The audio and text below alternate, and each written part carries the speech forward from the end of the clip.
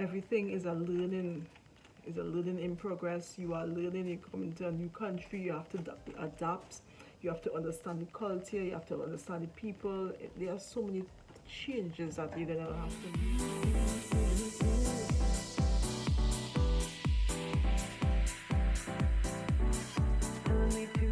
my channel. This is Lifestyle with Chris. If you're new here, I'm an international student here in Canada, and I do share my life journey with my viewers. All right, so if this is the kind of content you would like to watch, follow, please do not hesitate to subscribe, click on the notification bell, give me a thumbs up, share the video for people who are embarking on the same journey. All right, so for my current subscribers, in action. Yes, I have been missing in action. All right, so many things have happened during a short space of time. The first semester ended, I passed all my courses. I'm into the second semester, winter ended, we're into spring. Oh my God, this has been such a long time. All right, but I just want to thank God, first of all, for really keeping me through the time like this. It has not been easy. It is still not easy. I'm going through this process and I'm learning new things. I'm experiencing new things, whether it be good, whether it be bad. I'm experiencing it. All right, so, but I just thank God for really keeping me in my right mind. I am still here, and that is the most important thing. As I continue on this path, I will just continue to trust in Him, to keep my mind focused on Him. I know everything is going to be all right. So today I decided to, let me do an informational video. I have not had the time to do this, and I just realized I have to make the time, because if I don't make the time, it will never happen. Right? It's not fair to you, right? So today I will just be talking to those of you who are coming to Canada, and you are going to be landed as a student. There are some things that you need to do when you get here to start your life. I'm so excited for those of you who will be arriving soon. I can't wait to see you guys. I'm so happy that you have chosen this. You're not gonna regret it. You're gonna experience some things. I'm not gonna hide that, but you're not gonna regret it. You have to know your why. You have to know the reason why you're here, and that should be your only motivation, really. It shouldn't be because somebody encouraged you to come here, right? It's supposed to be because this is your dream, and this is something that you want to do. This is something that you want to accomplish for yourself, for your family, for whoever, right? So that should be your motivation. So, as I said before, we're going to be talking about things that you need to do when you arrive here in Canada. So if this is something you want to watch, just keep watching. Right, so you come in as a student, and you were granted a study visa. Now your study visa doesn't grant you permission to study. So I know you're excited to come, but when you land in immigration, they are the ones that's going to determine if they're going to allow you, and that is when your study permit will be printed, right? So please be mindful of that. So there are some documents that you will need to have on you. Please work with as much documents as possible. They might ask you for funds, right? So please ensure to have an updated proof of funds statement. They didn't ask me that, but I know of some persons they will ask to produce that, right? So just ensure that you have that on you. I think now that it is mandated for you to be vaccinated, they will ask you for proof of vaccination, right? Also your passport, things like that, your acceptance letter. Please do not hesitate, and don't think that okay, they might not ask me for that. Bring everything that you possibly could think of along with what I've mentioned. Because they ask me the school I will be attending, the program, how long is the program, but don't just be honest. I mean, once you're honest, nothing is wrong with that, right? You just answer the question straight. Don't try to explain nothing. They ask you what school you're going to, tell them what school, what's the duration of your program. Just give it to them. You don't have to explain nothing. Just give it to them straight, right? Right. So upon that, after that, they will ask you, okay. Well, we are going to be printing your study permits. you're gonna allow you to study, that's the time to be extremely happy, right? Along with that, they may give you permission to work, and as a student, I know you know this by now, you are allowed to work at least 20 hours per week off campus break, then you could work unlimited hours. Good. Right, so please bear that in mind, that once you're studying, once school is in session, 20 hours max. If you're on break, unlimited hours, right? Yeah. So that's the time to get excited. Now you have your study permit and you could come into Canada. Welcome to Canada.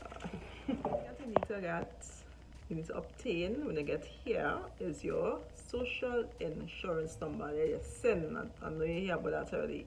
Obtain your SIN. You need it in order to work. You cannot work without it because your employer gonna ask you for it. So you need to obtain that.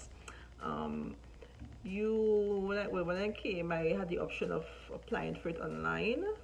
I did it like twice and I did not get through because I uploaded the wrong thing. I kept uploading my daughter's visitor's record. Anyway, after the 2 attempts and I wasn't successful, I just went into them because I don't know why am I getting through with this thing? Why you keep telling me I uploaded the wrong document? When I checked on the computer, I realized that I labeled her visitor's record as study permits. Yeah, so that was a mistake, but the process was actually easy online, but because of my silly mistake, it wasn't successful for me. But so what I did, I went into Service Canada. So if you prefer in-person service, you just go into Service Canada, and all you have to produce to them is your study permit and your passports, right? That's it. And in a couple minutes, I got my SIN. It was so easy. Right, so your number, it will start with let me see what I have here. Yeah, it's a 9-digit number, and it is confidential, so do not share it with anybody other than your employer. Do not share it. It's not something to go around and share. All right, it's for you and you alone and your employer. All right, so please ensure that you have that before you start working, because I'm sure, absolutely sure, that your employer will be asking for that. Right?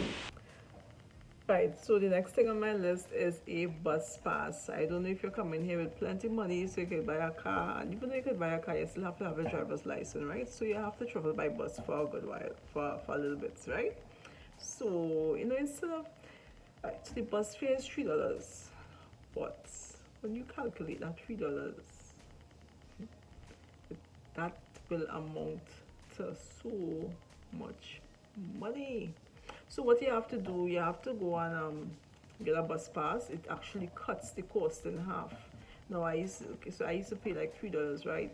And when you pay $3, you get a transfer that lasts for like 90 minutes. And it was good, but when you add that up, my God, like for example, my daughter, she travels to school every single day, and she pays a total of $6 per day. 60 by 5 is $30 per week. 30 by 4 weeks is, do the calculation, 30 by 4 weeks is $120 per month. And now I'm gonna get a bus pass because she recently got her student ID, and so I'm gonna take her down to the LTC office and I'll obtain a bus pass, which is like around $61, I think. So it cuts the cost in half. Right, it cuts the cost in half. So yeah, get a bus pass. Don't be wasting $3. Don't be thinking that, oh, it's just $3. No, it's not just $3 when you're traveling on a regular basis. Okay, so that, yeah, get a bus pass until you can get your license, your driving license, and you can buy yourself a car. Right, for now, bus pass. All right, so the fourth thing that I will talk about is a SIM card. I know you want to keep your number, you want to keep your contacts, but you can still keep your contacts, but you need a Canadian SIM card. And it's so easy to to obtain. Now I went to Walmart and I got a SIM card and I chose a plan. Well, you have to choose a plan, right? There are so many different plans, so you're going to choose it based on your needs, based on your budget and like everything. I chose the cheapest one. Yeah, I chose one called Lucky, and I'm going to change it very soon. I think my next month I'll be changing it because it's not convenient for me because I'm always out. I need proper data.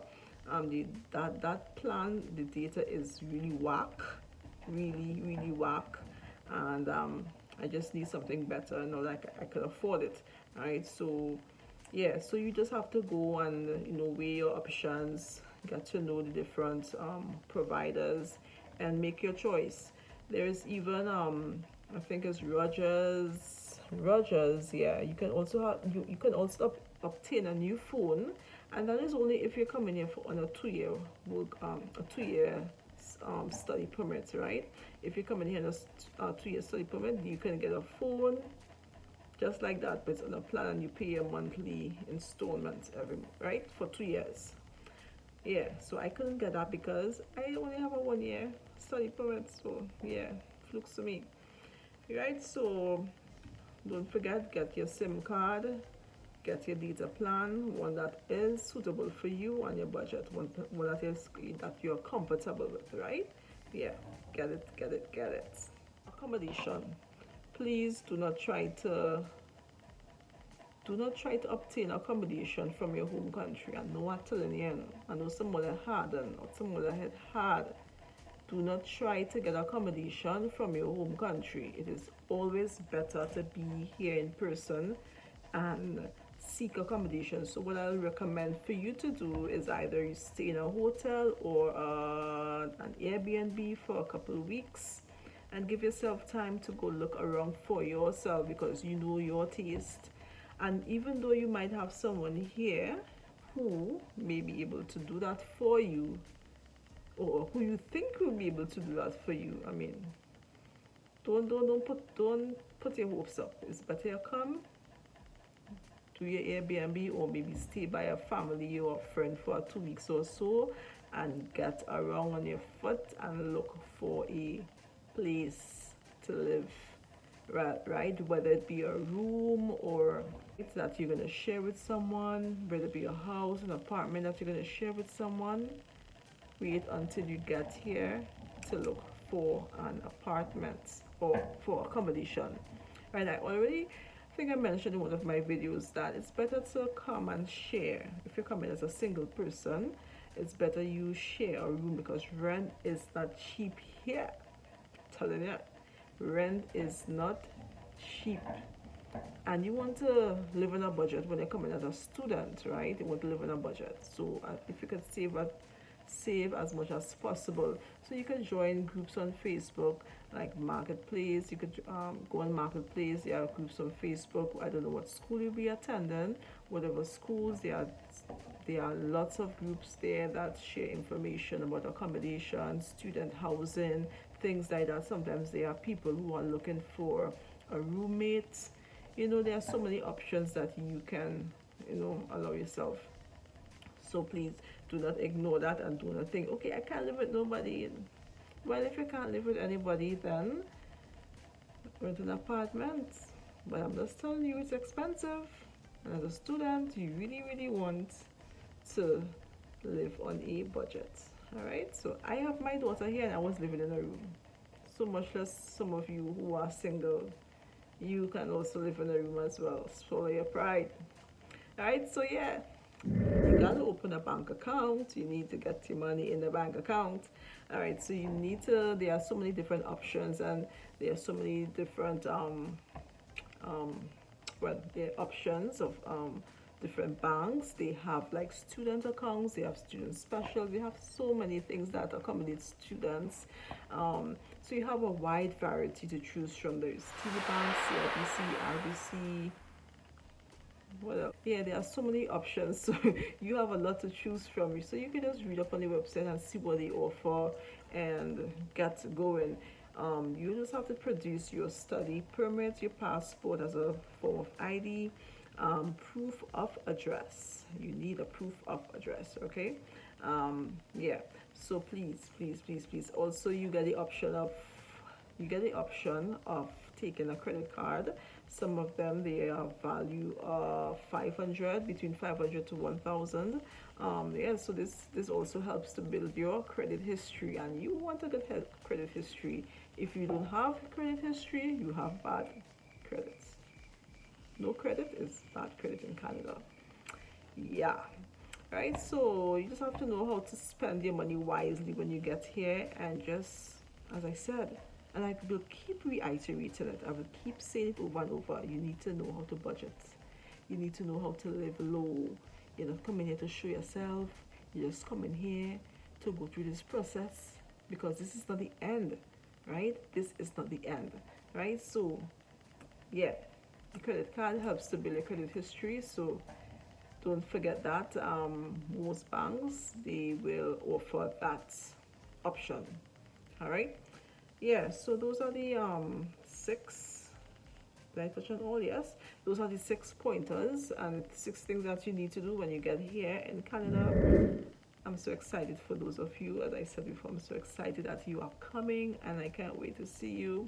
So yeah, just be fully prepared, be mentally prepared for this. I'm sure you are also excited, but also be prepared, right? There are so many things that you're gonna experience. My experience may not be your experience, but you're gonna experience something, and I just want you to just, to just be focused and not allow a bad situation to just get the better of you. Everything is a learning, in progress. You are learning. You come into a new country, you have to adapt, you have to understand the culture, you have to understand the people. There are so many changes that you're gonna have to make, to really, what is the word? There are so many changes that you will have to make to really settle. My journey has been really rough, but I'm getting there, and yeah, I'm getting there. For those of you who have not been successful in your application, please do not give up, because I, at one time, was not successful. As you all know, that my study permit was not approved in 2020, right? Yes, they refused me, and I reapplied, and I was successful. And another thing I have to tell you guys, but I think I will share that in a video that's somebody will be joining me in kind of very soon. I'm excited. I'm super excited. So please look forward for that video, alright? So guys, I'm so thankful that you have watched this video, and I hope that this information was indeed helpful to some of you, alright, or at least one of you. I hope that that you will take heed of the pointers that I outlined, and you will come prepared. And remember that you have to know your why. Why are you coming here? All right, and that is the thing that will keep you going. When you know your why, then nothing is gonna stop you.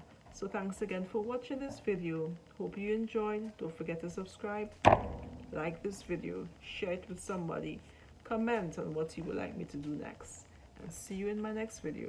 Have a great one.